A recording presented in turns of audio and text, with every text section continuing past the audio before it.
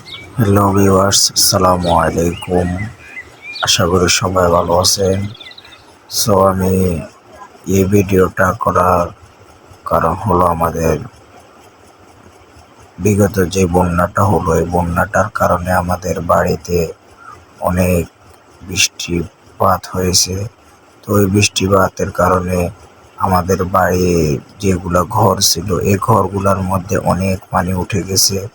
So আমাদের বাড়ির ভিতরের যে অংশটা আছে ওটা আমি আপনাদের দেখাতেছি। এর সামনের যে অংশগুলো দেখতেছেন এটা হচ্ছে আমাদের বাড়ির শুরুর অংশ। আর ভিতরে অনেক পানি। এই পানির কারণে আমাদের বাড়ির অনেক মানুষ কোনো দিকে যেতে পারে নাই। আর আশ্রয়কেন্দ্র যেগুলো আছে এগুলোর মধ্যেও কেউ যেতে পারে নাই, কারণ আশ্রয়কেন্দ্রের মধ্যে থাকার মতন জায়গা নাই। আর তারা যেতে পারে না, এই জন্য অনেকে অনেক কষ্টের মধ্যে আছে। আপনারা সবাই ওনাদের জন্য দোয়া করবেন। আর এই আমাদের বাড়িতে যেগুলো ঘর ওগুলোর মধ্যে অনেকে থাকে অনেক কষ্ট করে, যাদের কারো ঘরের মধ্যে তারা শুধু খাটের মধ্যে থাকে। আর যাদের বিল্ডিং ঘর আছে তারা অনেক কষ্টের মধ্যে তারা শান্তিতে আছে।